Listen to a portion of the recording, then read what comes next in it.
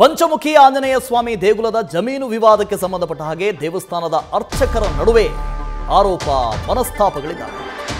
ದೇವಸ್ಥಾನದ ಜಮೀನು ತಮ್ಮ ಹೆಸರಿಗೆ ಮಾಡಿಕೊಂಡಿದ್ದಾರೆ. ಶಾಮಾಚಾರ್ ವಿರುದ್ಧ ಲಕ್ಷ್ಮಣ ತಾತನವರು ಆರೋಪ ಮಾಡಿದ್ದಾರೆ. ಅಕ್ರಮದಲ್ಲಿ ಅಧಿಕಾರಿಗಳೂ ಶಾಮೀಲಾಗಿದ್ದಾರೆ ಅಂತ ಆರೋಪ ಇದೆ. ಆರೋಪವನ್ನ ಅರ್ಚಕ ಶಾಮಾಚಾರ್ ನಿರಾಕರಿಸಿದ್ದಾರೆ. ಇದೆಲ್ಲ ನಿರಾಧಾರ, ಇದು ಆರೋಪನೆ ಸುಳ್ಳು ಅಂತ ಹೇಳಿದ್ದಾರೆ.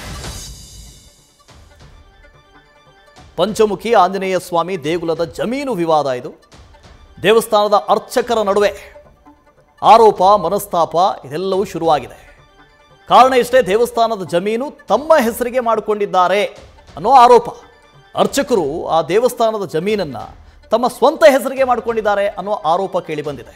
ಆದರೆ ಇದೆಲ್ಲ ಸುಳ್ಳು ಅಂತ ಅರ್ಚಕರು ಹೇಳ್ತಾ ಇದ್ದಾರೆ.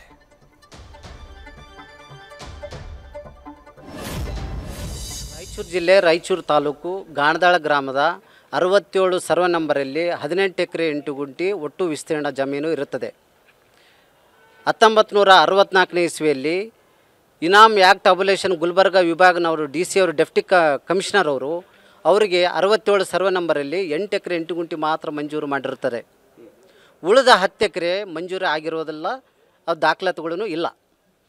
ಆದರೆ ಆ 8ರ ಹತ್ತಿರ ಒಂದೊಡ್ದು 18 ಫೋರ್ಜರ್ ಮಾಡಿ ಡಾಕ್ಯುಮೆಂಟನ್ನು ಪಾಣಿ ಪತ್ರಿಕೆಯಲ್ಲಿ ಹೆಸರು ಬರಂಗ ಕಂಟಿನ್ಯೂ ಆಗಿ ಬರ್ತಾ ಇದೆ. ಪಾಣಿ ಪತ್ರಿಕೆಯಲ್ಲಿ ನಾವು 2001ರಲ್ಲಿ ನೋಡಿದಾಗ ಅವ್ರಿಗೆ 8 ಎಕರೆ 8 ಗುಂಟೆ ಮಾತ್ರ ಗ್ರ್ಯಾಂಟ್ ಆಗಿದೆ, ಉಳಿದ 10 ಎಕರೆ ಗ್ರ್ಯಾಂಟ್ ಆಗಿಲ್ಲ.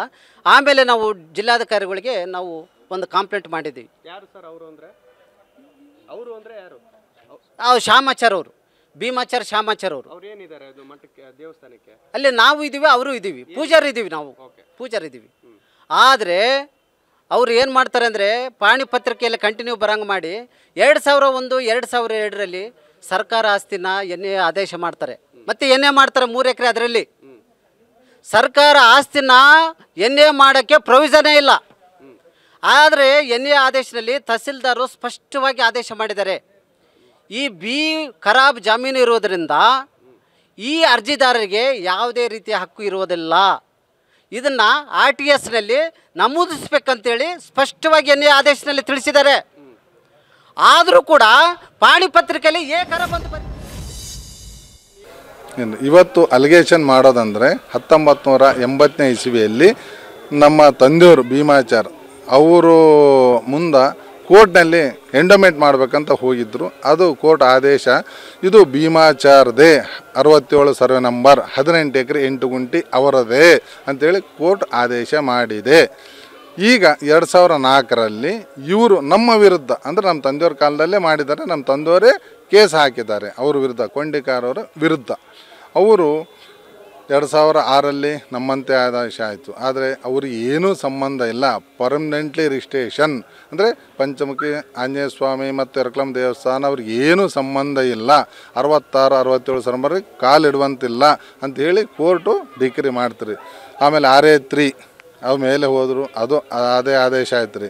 ಹೈಕೋರ್ಟ್ ಉಚ್ಚ ನ್ಯಾಯಾಲಯಕ್ಕೆ ಗುಲ್ಬರ್ಗಕ್ಕೆ ಹೋದರು, ಅದೇ ಆದೇಶ ಆಯ್ತು ರೀ. ಆದರೂ ಅವರು ರೌಡಿಜಮ್ಮು, ದೌರ್ಜನ್ಯ, ವಂಚನೆ, ಮೋಸ, ಅವಚ್ಚ ಶಬ್ದಗಳಿಂದ ಬೈಯೋದು ಇನ್ನೂ ಬಿಟ್ಟಿಲ್ಲ ರೀ.